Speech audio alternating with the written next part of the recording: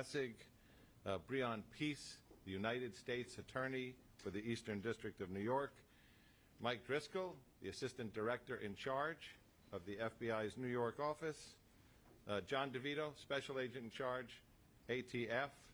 These are the partners who have been working with us from the first moment of this incident, and we have important information to transmit today. First, I would like to go to the mayor, live from Gracie Mansion.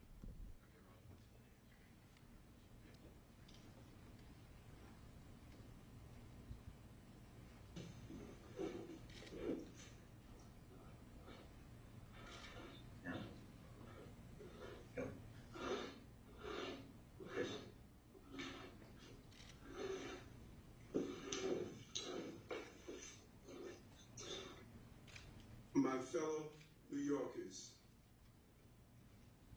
we got him. We got him. I cannot thank the men and women of the New York City Police Department enough, as well as our federal agents, our state police, our first responders, from the 9/11 operators to the various men and women from our medical professions. We got him and said to New Yorkers, we're going to protect the people of this city and apprehend those who believe they can bring terror to everyday New Yorkers. And I want to thank everyday New Yorkers who called in tips, who responded, who helped those passengers who were injured. 33 shots, but less than 30 hours later, we're able to say, we got him. Thank you, Commissioner, for your leadership and job well done. And now, Police Commissioner of the City of New York, Keechant Sewell. Good afternoon, everyone, and thank you for being here. I am truly fortunate to stand here among these extraordinary investigators and federal partners to make this announcement. Moments ago, Frank Robert James was stopped on the street and arrested by members of the New York City Police Department. Officers, in response to a Crime Stoppers tip, stopped Mr. James at 1:42 p.m. at the corner of St. Mark's Place and First Avenue in Manhattan. He was taken into custody without incident and has been transported to an NYPD facility. He will be charged with committing yesterday's appalling crime in Brooklyn. I want to commend all of the investigators and analysts who took part in this all-hands-on-deck investigation. Literally, hundreds of NYPD detectives worked doggedly during the last 30 hours to bring this together.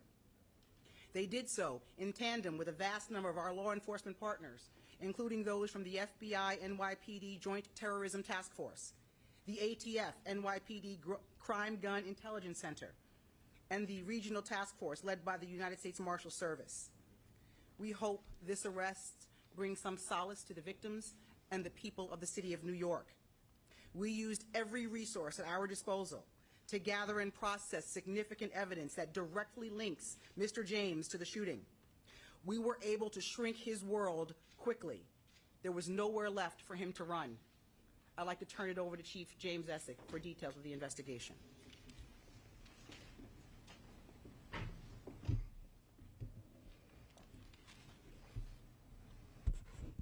Good afternoon, everybody. I'd like to update the public on yesterday's incident on the subway in Brooklyn on a Manhattan-bound N train. Through the course of this investigation, we developed additional information and evidence. Mr. Frank James, our person of interest, now became a wanted individual for yesterday's horrific incident. Mr. James is a male, 62 years old. He is known to us and has ties in Wisconsin, Ohio, Pennsylvania, New Jersey, and New York City. His arrest history in New York is 9 prior arrests, dating from 1992 to 1998. Those include possession of burglary tools 4 times, criminal sex act, theft of service 2 times. He was arrested on a New Jersey warrant. He also has a criminal tampering. He has 3 arrests in New Jersey, in 1991, 1992, and 2007. They are for trespass, larceny, and disorderly conduct. So yesterday, we recovered video of him prior to the incident entering the Kings Highway subway station. He has the same black cart that he has later recovered on the crime scene. The pictures are to my right over here. This We'll make these available electronically after this. This station is 3 blocks from where we recovered the U-Haul truck that he rented in Philadelphia.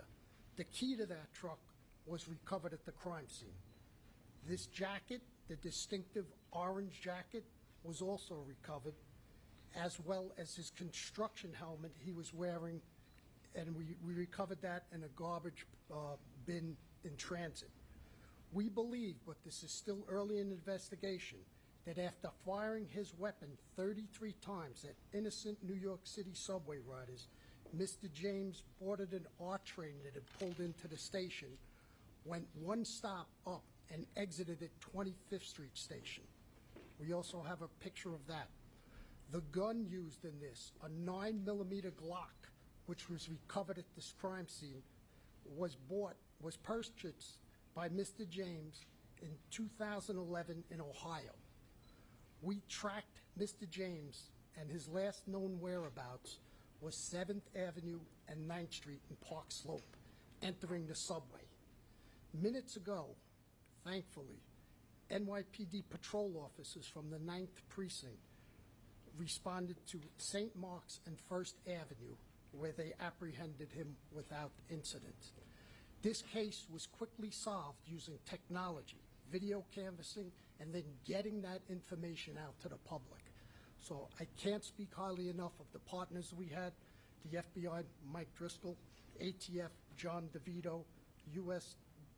District Attorney from Easton, Breon Peace, and the coordination and within the Detective Bureau, Tommy Galati from Intel, our Transit Bureau, our Patrol Services Bureau. Phenomenal job, less than 30 hours later to arrest this individual. So with that, I'd like to turn it over to Breon Peace.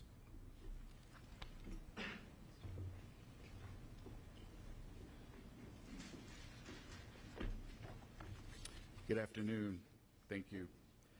Yesterday was a dark day for all of us, but the bright spots of the incredible heroism of our fellow New Yorkers helping each other in a time of crisis, the quick response by our first responders, and the hard work by all of our law enforcement partners that has been ongoing is truly a bright spot here. Today, Frank James has been charged by complaint in Brooklyn Federal Court with 1 count of violating 18 U.S.C. sections 1992 A7 and B1, which prohibits terrorist and other violent attacks against mass transportation systems. He has been apprehended. He will be arraigned in federal court in Brooklyn, and if convicted, he will face a sentence of up to life imprisonment. My office is prepared to prove beyond a reasonable doubt that on April 12th, 2022, in Sunset Park, Brooklyn, in the Eastern District of New York, Frank James did knowingly and without lawful authority and permission commit an act, including the use of a dangerous weapon, with the intent to cause death and serious bodily injury to passengers and MTA employees on the New York City subway system. The government will prove, among other things, that James traveled across state lines in order to commit the offense and transported materials across a state line in aid of the commission of the offense.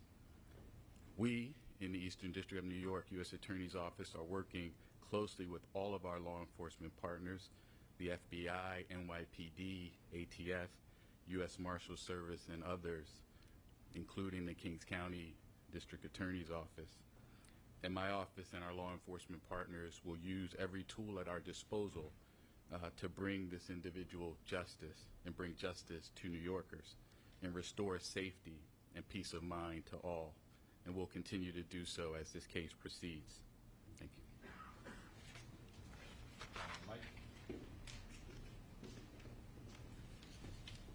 Good afternoon. and thank you all for being here today. As Mr. Peace just discussed, Mr. James is now facing a federal charge for his actions, a terrorist attack on mass transit. We have two ways that you can get in contact with us, because I want to be very clear that this is still an ongoing investigation. If you have additional information regarding Mr. James's activity, or if you have digital information, please reach out to us.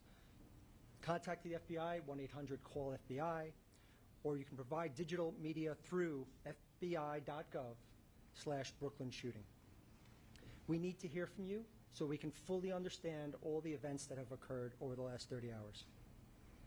It's crucial that we receive the assistance of the public as we piece this case together. There has been some reports that FBI holdings to date had a tie to Mr. James. I want to be very clear that to date we have found no record of an investigation of Frank R. James by an FBI office before the shooting yesterday. Reports that FBI's New Mexico field office previously investigated him are inaccurate. I want to thank our partners in this case, the NYPD, the ATF, the U.S. Marshals, and the U.S. Attorney's Office, and all the members of the FBI NYPD Joint Terrorism Task Force. We've had such a tremendous response from all of our partners in this case that have led us to this moment now. I also want to take a quick moment to highlight the work of the JTTF. I'm fortunate I get to work with them every day. It's truly an outstanding group of people, led by SAC Kerry Farley, who spearheaded this investigation. They've done an outstanding job on this, as they have every time New York has faced a threat of this nature. So thank you, and I'd like to turn it over to John DeVito from the ATF.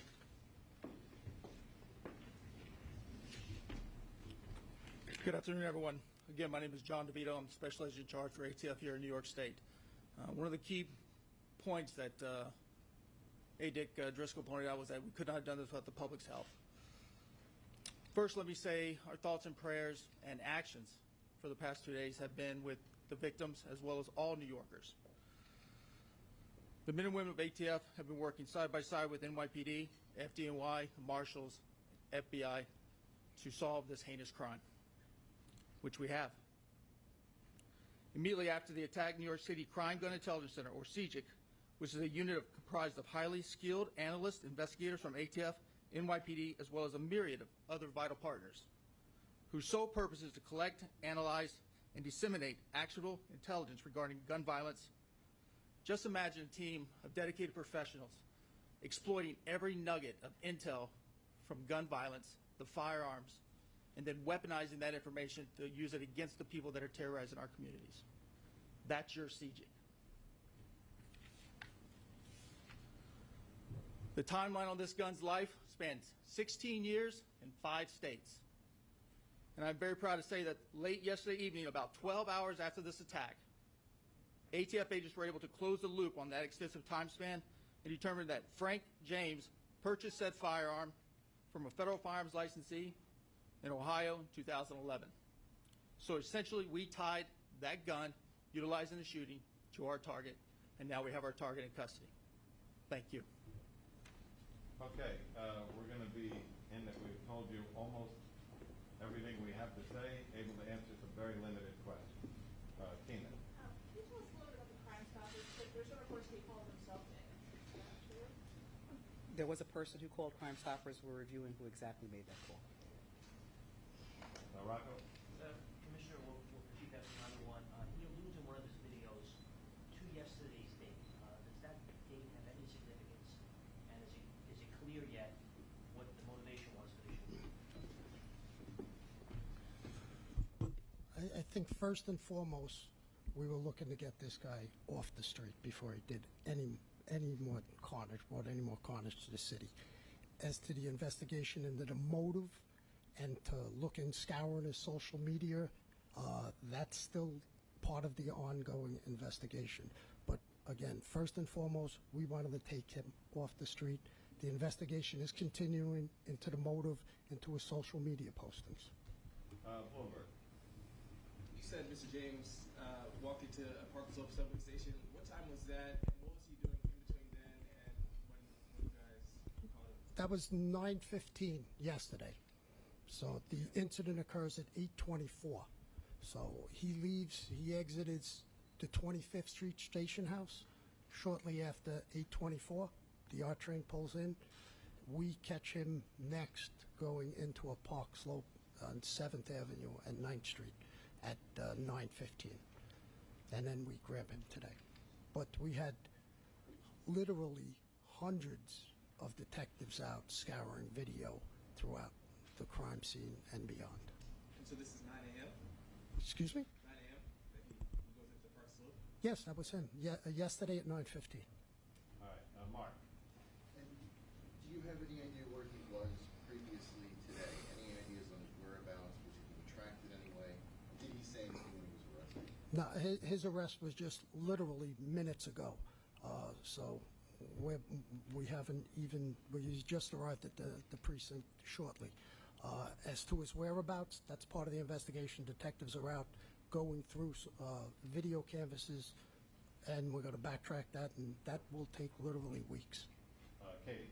A two-part question. The first is, did the NYPD previous to yesterday's attack have any complaints, or did they look into any of the cameras being out, not just at 36th Street, but at 45th and 25th? And additionally, is there any indication that Mr. James was going to do any more attacks in New York City? Well, We'll get back down to cameras, but even after the second part. yeah, as far as them doing any more attacks, that's, again, that's part of the investigation. Our main focus was to take him off the street immediately. And do you know how? Well, go ahead. Do you know how he purchased the gun? If he had a criminal record? You can't have a felony conviction to purchase the gun, so he had no felony convictions. Okay, New York one. Emily, how are you? Hi. Has the mayor's security detail been returned to its typical size and scope? So we're not going to discuss that. Julia Papa. Yes, can you take us from the Crime Stopper tip to the arrest? What happened in between? How was he located? And The Crime Stopper tip today? Yeah, go ahead. Hey, Juliet. Good afternoon. Crime Stopper tip comes in, reports that the male is in the McDonald's on 6th Street and 1st Avenue in the 9th Precinct down on the Lower East Side in East Village. Officers respond to the McDonald's. He's not in the McDonald's. They start driving around the neighborhood looking for him. They see him on the corner of St. Mark's and 1st, and they take him into custody. No incident, and take him into custody. Did NYPD do an audit of cameras at subway stations just to make sure they're all working in the future, so it was easier to catch offenders if you guys? Yeah, so the camera systems in the subway system are not NYPD cameras. They're owned and maintained by the MTA. We have access to them. We do regularly look and see which cameras are working, which ones are not, but the responsibility for those cameras belongs to the MTA. Tony. Are you going to make the officers who made the apprehension available? Are you going to identify them or any special? Not at this time. If we do, we'll let you know.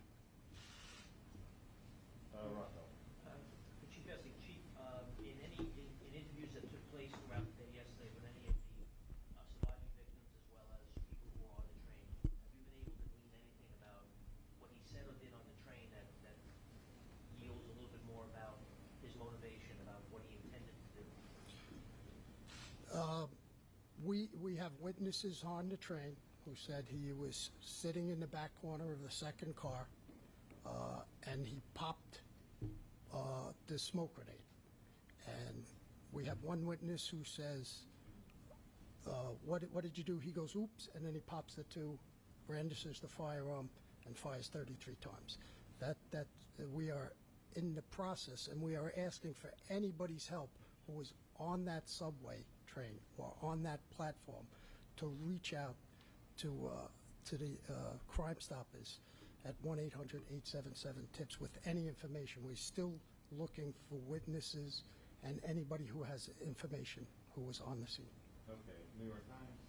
Hi, can you tell us anything more about the block that this guy used? We heard initially that it had jammed. I know from what experts say that blocks aren't supposed to do that. It's kind of one of the selling points of block. Can you tell us a little bit more about if that's the case or? Well, our crime scene is still processing that scene. It goes to the lab, and they'll give us a report. It's still very early in the investigation for that. All right, Tony. One All right. Mr. Okay, go ahead. The statute that he's being held under, that requires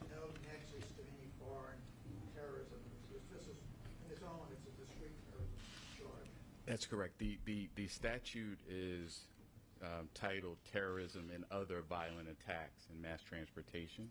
So there's a federal interest, of course, in protecting mass transportation hubs and infrastructure, and so that's the jurisdiction. But we're not going to comment further, or we're still investigating the motive and things like that, so can't comment further. All right, last question to Juliet. Yes, we can talk about his contact with social services, or if he had any here in New York.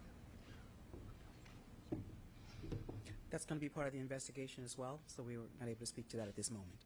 So after he got arrested in the 90s, and then did he like disappear? Was he not in New York City anymore? That's part of our investigation as well, Julie. Thank you. One more question, Ms. Paul? You're the last question. Thank you. I'm wondering if there's, do we have any motive in terms of Sunset Park? Why Sunset Park, or was it random? No idea. So just to close, we also want to acknowledge our partners, sometimes jousting partners in the media, for putting all these pictures out, for spreading this story from the time we did the press conference yesterday.